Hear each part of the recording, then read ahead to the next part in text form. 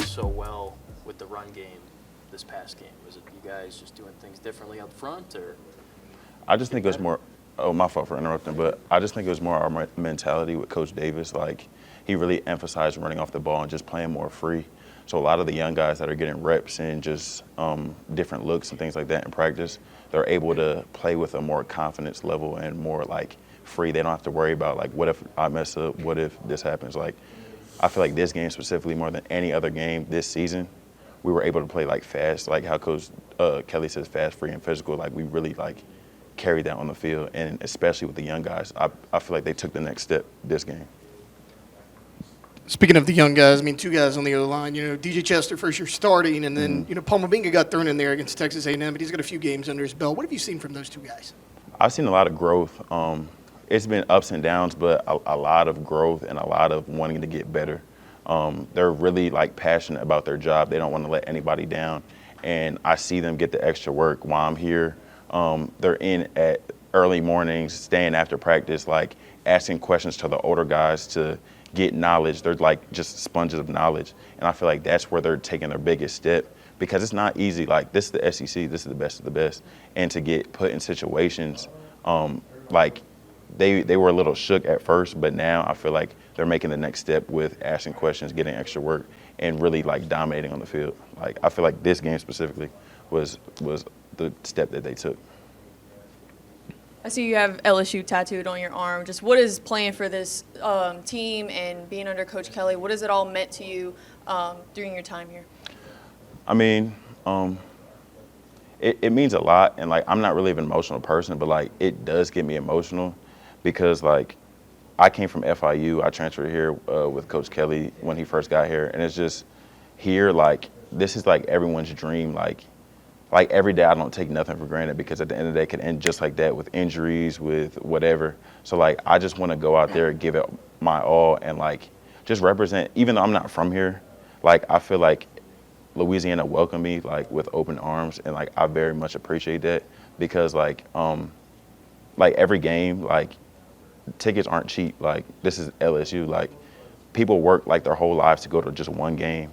So I know, like, going into the game, I got to give my all. I got to produce. I got to perform. I don't want to let those people down the same way I don't want to let, like, Emory or DJ down when I play right next to them. So basically, just like the whole state, like, I just embraced it for my own, even though I'm not from here, type thing. I'm glad you brought that up, transferring in from FIU, because, like, you were a guy, you were a big-time transfer prospect. You could have pretty much went anywhere you want. What was it about Brian Kelly, and what was it about this program that made you pick here? It was specifically the combination of Brian Kelly and Coach Davis. Like, them two, like, I know working together can produce the best out of me. Like, Coach Davis, I know, like, how tough he is and the expectation, and I needed that standard. I'm not bashing my other program, but we didn't really have the standard that was upheld, like, for excellence and perfection, and that standard really makes us, like, produce on Saturdays. And then Coach Kelly, obviously, he just has the offensive line and offensive mindset. And I know both of them would just elevate me to be the best that I could be. And then LSU in itself, you always hear guys like Joe Burrow, just all the greats, Booker McFarland, all the greats talk about LSU wherever they go. Jamar Chase, everybody just talks about forever LSU. And I just wanted to experience that for myself, because not really other programs talk about, like, oh, I went here. Like, they don't really emphasize it. But if you see everyone's Instagram bio, interviews, everything, they always talk about at LSU. So I wanted to experience that for myself, and I see why they took that, like, so to heart, and they rep LSU wherever they go. You've played with Will and Emory for the last 3 years. I guess with the three of you probably not going to be here next year, how confident in you that the offensive line next year and years to come is going to be just fine? It's just the standard that we play with, we play for, and it's just like our coaches, like, we're connected to them in real life, like outside of football. So like, we could have conversations about family, just regular things, and like, they go so hard for us. We see Coach Davis pull up every day at about like 6 a.m. when we pull up, and it's just like, he's one of the first coaches here. Like, he really cares. He's one of the last coaches to leave. So I feel like that drives us to do the same thing, and the young guys are now taking that step towards the end of the season of trying to carry the legacy and to get extra reps while the ones go and just everything like that. So I feel like Coach Davis specifically and Coach Kelly do a good job of just making everyone uphold to that standard, whether you're a freshman, whether you're a senior. And I feel like going forward, DJ, Bo, like the younger guys are gonna take that next step in order to lead like the next O-line to come. Miles, y'all have had some highs on offense this year. You've had some lows, Yes, sir. and when that happens, fairly or unfairly, everybody points to the quarterback, right? Yes, sir. Garrett Nussmeier's first year starting. How have you seen him kind of run this offense this year, and like how he's responded to some of that adversity? I feel like Garrett's my dog. Like I told you, like one of the greatest things about LSU is the relationships on the field as well as off the field. That's why you play so hard for each other because, like, me, that's like I'll go out to eat with him. I'll go like spend time with him, have a conversation and stuff like that. But as far as his growth specifically, I feel like it's been getting a lot better because the confidence level. Like I had to tell him going into the first game, like I had to remind him like we were here when Jaden got hurt and we were in the SEC championship versus Georgia. I was like, bro, you balled out like so this season, like just keep the same energy. Like you're born for this. Like you're in the right spot that you need to be. So I just think like his confidence level, like every week it's growing no matter, like there's highs and lows obviously, but I feel like he's like now with the mental performance stuff that we have, it's a steady like high when he's performing and now he could play more free with the confidence level that he has with working with Coach Sloan and Coach Kelly. Like everyone, they're trying to emphasize for us to be a player-ran team.